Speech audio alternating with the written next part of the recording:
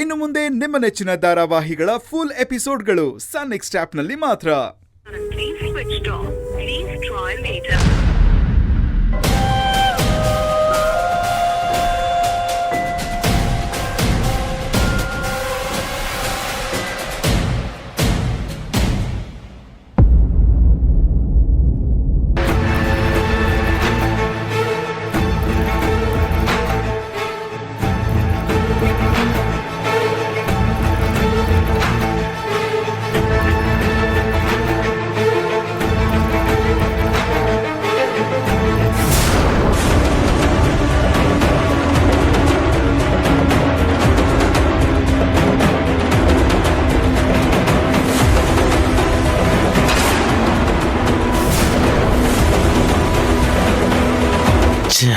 Red ಹ್ಯಾಂಡಾಗಿ ಸಿಕ್ಕಾಕೊಂಡ್ಬಿಟ್ಟೆ.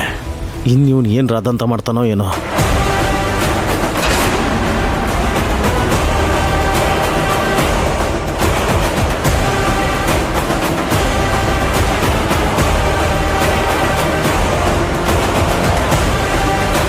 ನೀವೇನು ಮಾಡ್ತಾ ಇದ್ದೀರಾ ಇಲ್ಲಿ? ಅದು ಮಾವನ್ ಮೆಡಿಸಿನ್ಸ್ನ ಚೆಕ್ ಮಾಡ್ತಾ ಇದ್ದೀನಿ. ನೋಡಿ, ಅದನ್ನೆಲ್ಲ ಚೆಕ್ ಮಾಡೋದಕ್ಕೆ ನಾನಿಲ್ಲಿದ್ದೀನಿ. ನಿಮ್ಗೇನು ಕೆಲಸ ಇಲ್ಲಿ? ಏಯ್, ನಾನು ಈ ಮನೆ ಅಳಿಯ. ಈ ಮನೇಲಿ ನನಗೆಲ್ಲ ರೀತಿ ಫ್ರೀಡಮ್ ಇದೆ. ನಾನು ಎಲ್ಲಿಗೆ ಬೇಕಾದರೂ ಬರ್ಬೋದು, ಯಾವಾಗ ಬೇಕಾದರೂ ಹೋಗ್ಬೋದು. ಅದಕ್ಕೆ ನಿನ್ನ ಅಪ್ಪಣೆ ಬೇಕಾಗಿಲ್ಲ. ನೋಡಿ, ನೀವು ಎಲ್ಲಿಗೆ ಬೇಕಾದರೂ ಹೋಗಿ, ಆದರೆ ರಾಮ್ ಸರ್ನ ನೋಡ್ಕೊಳ್ಳೋ ಸಂಪೂರ್ಣ ಜವಾಬ್ದಾರಿ ನನಗೆ ಕೊಟ್ಟಿದ್ದಾರೆ. ಅದಕ್ಕೆ ಅವ್ರ ವಿಷಯದಲ್ಲಿ ನನಗೆ ಕೇಳಿದೆ ನೀವೇನು ಮಾಡೋ ಹೋಗಿಲ್ಲ, ಮುಟ್ಟೋ ಹಂಗಿಲ್ಲ ಸರ್. ನೋಡು, ಸಮಾಧಾನವಾಗಿ ಹೇಳ್ತಾ ಇದ್ದೀನಿ. ನೀನು ನನಗೆ ಹೇಳಕ್ಕೆ ಬರಬೇಡ. ಇಷ್ಟು ದಿವಸ ಮಾವನ ನೋಡ್ಕೊಳ್ತಾ ಇದ್ದಿದ್ದು ನಾನೇ. ಇರ್ಬೋದು ಸರ್, ಆದರೆ ಈಗ ಅದು ನನ್ನ ಜವಾಬ್ದಾರಿ ಆ್ಯಂಡ್ ನನ್ನ ಡ್ಯೂಟಿ. ಅವ್ರ ಮೆಡಿಸಿನ್ಗಳನ್ನು ಡಾಕ್ಟರ್ ಪರ್ಮಿಷನ್ ಇಲ್ಲದೆ ನೀವೇನು ಮುಟ್ಟೋ ಹಾಗಿಲ್ಲ. ಅದು ನಲ್ಲಿಡಿ. ಕೊಡಿ ಸರ್, ಇಲ್ಲಿ ಕೊಡಿ ಸರ್. ನಾನು ಹೇಳ್ತಾ ಇದ್ದೀನಿ, ಮಾತು ಕೇಳಿ ಸರ್, ನನ್ನ ಕೆಲಸ ಹೋಗುತ್ತೆ. ಆಗ್ತಿಲ್ವಾ ಸರ್? ಕೊಡಿ ಸರ್, ಕೊಡಿ ಸರ್. ಇಲ್ಲಿ ಏಯ್, ಕೊಡಿ ಸರ್, ನನ್ನ ಕೆಲಸ ಹೋಗುತ್ತೆ.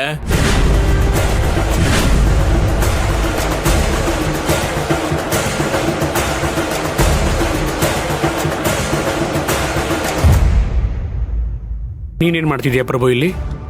ಮಾವ, ಅದು ನೀವು ತಗೊಳ್ಳೋ ಸಿರಪ್ಪು ಟ್ಯಾಬ್ಲೆಟ್ಸ್ ಎಲ್ಲ ಸರಿಯಾಗಿದೆಯಾ ಅಂತ ಚೆಕ್ ಮಾಡ್ತಾ ಇದ್ದೆ. ಅಷ್ಟರಲ್ಲಿ ನಿಮ್ಮ ಕೇರ್ ಟೇಕರ್ ಬಂದು ನನ್ನನ್ನೇ ಪ್ರಶ್ನೆ ಮಾಡ್ದ. ಸರ್, ಡಾಕ್ಟರ್ ಪರ್ಮಿಷನ್ ಇಲ್ಲದೆ ಯಾರು ಏನು ನೋಡೋ ಹಾಗಿಲ್ಲ ಸರ್.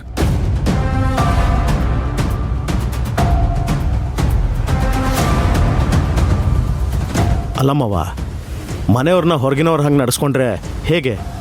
ನೀವಾದರೂ ಇವನ್ಗೆ ಹೇಳಿ. ಪ್ರಭಾ, ಮನೆಯವ್ರ ಮಧ್ಯೆ ಈ ರೀತಿ ಸೆಕ್ಯೂರಿಟಿ ಯಾಕೆ ಅಂತ ನನಗೆ ಅರ್ಥ ಆಗ್ತಾ ಇಲ್ಲ. ಕಾತಿನೇ ಇದನ್ನೆಲ್ಲ ಅರೇಂಜ್ ಮಾಡಿದಾಳೆ ಅಂದಮೇಲೆ ವಿ ಶುಡ್ ರೆಸ್ಪೆಕ್ಟ್ ಇಟ್. ಆ ಮೆಡಿಸಿನ್ ಇವ್ರ ಕೈ ಕೊಡು. ಕೊಡೋ.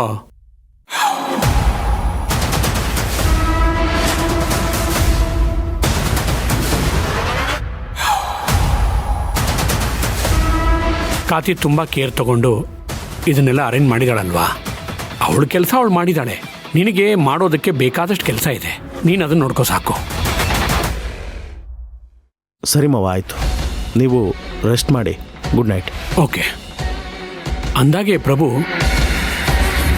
ಕಾವೇರಿ ಬರಲೂ ಇಲ್ಲ, ಫೋನೂ ಮಾಡಲಿಲ್ಲ. ನಾನು ಫೋನ್ ಮಾಡಿದರೆ ಅವಳ ಮೊಬೈಲ್ ಸ್ವಿಚ್ ಆಫ್ ಅಂತ ಬರ್ತಿತ್ತು.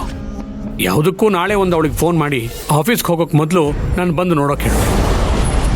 ಆಯಿತು.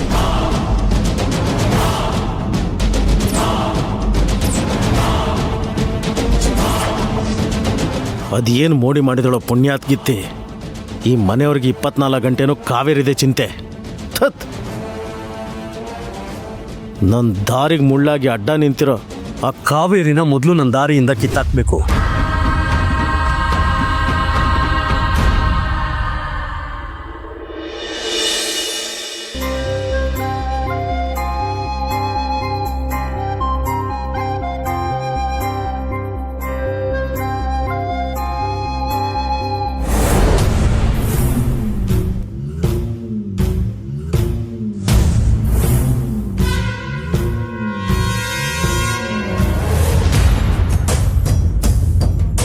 ಛೇ, ನನ್ನ ಡಾರ್ಲಿಂಗ್ ರೂಮಿಂದ ಈಚೆ ಬಂದು ನನಗೆ ದರ್ಶನನೇ ಕೊಡಲಿಲ್ವಲ್ಲ.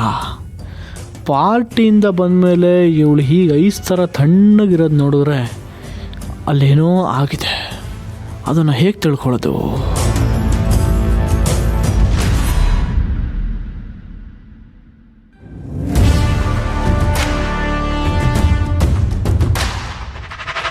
ಪೂರ್ಣಿ, ಇದೇನು ಇಬ್ಬರಿಗೆ ತಟ್ಟೆ ಹಾಕಿದ್ಯಾ? ಕಾವೇರಿನ ಊಟ ಕರಿಬೇಕು ತಾನೆ?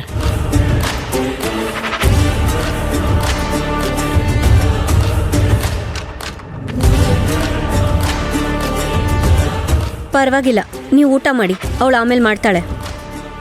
ಸರಿ, ನಾನು ಊಟ ಮಾಡ್ತೀನಿ. ಅಲ್ಲ, ಏನು ನಡೀತಿದೆ ಅಂತ ಅರ್ಥನೇ ಆಗ್ತಿಲ್ಲ. ಕಾವೇರಿಗೆ ಹುಷಾರಿಲ್ಲ ಅಂತ ರೂಮಿಂದ ಈಚೆನೇ ಬಂದಿಲ್ಲ.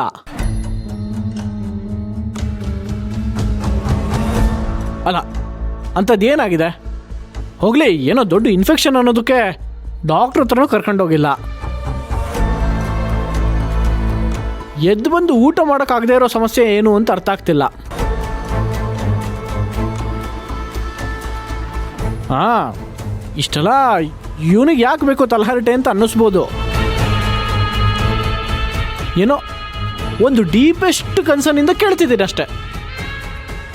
ಆಯಿತು, ನಿಮ್ಮ ಕನ್ಸರ್ನ್ಗೆ ಥ್ಯಾಂಕ್ಸ್. ನಾನು ಅವಳಿಗೆ ಊಟ ತೊಗೊಂಡು ಹೋಗಿ ಕೊಡ್ತೀನಿ.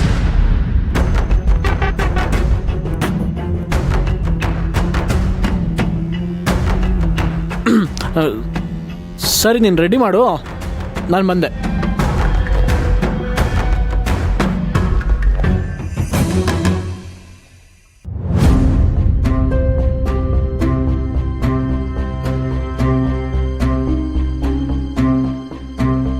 ಪೂರ್ಣಿ,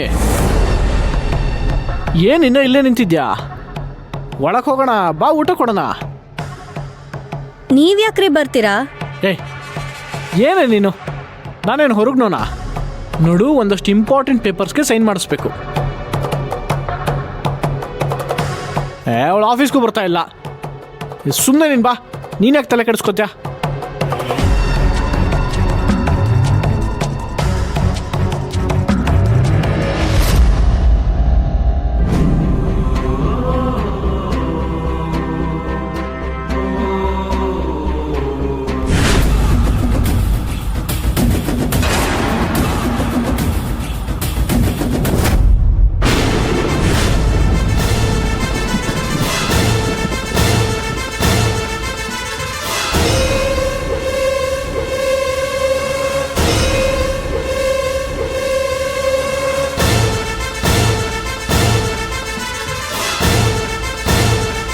ಏನು ಕಾವೇರಿ, ಇವಾಗ ಹೇಗಿದ್ಯಾ? ಪರವಾಗಿಲ್ಲ. ಅದು ಒಂದಷ್ಟು ಪೇಪರ್ಸ್ಗೆ ಸೈನ್ ಆಗಬೇಕಿತ್ತು. ನಾನಿವಾಗ ಏನು ನೋಡೋ ಸ್ಥಿತಿನಲ್ಲಿಲ್ಲ. ಆಫೀಸಿಗೆ ಬಂದಾಗ ನೋಡ್ತೀನಿ. ಇದು ತುಂಬ ಇಂಪಾರ್ಟೆಂಟ್ ಇತ್ತು ಕಾವೇರಿ, ಅದಕ್ಕೆ. ನಾಳೆ ಯಾರಾದರೂ ಇನ್ಚಾರ್ಜ್ ಆಗ್ತಾರೆ, ಅವರೇ ಸೈನ್ ಮಾಡ್ತಾರೆ. ರೀ, ಆಯ್ತಲ್ಲ, ಹೊರಡಿ, ಅವಳು ಊಟ ಮಾಡಲಿ. ಏನು ನಡೀತಿದೆ? ಪಾರ್ಟಿಯಿಂದ ಬಂದಮೇಲೆ ಯಾಕೆ ಎಲ್ರೂ ಅವಾಯ್ಡ್ ಮಾಡ್ತಿದ್ಯಾ?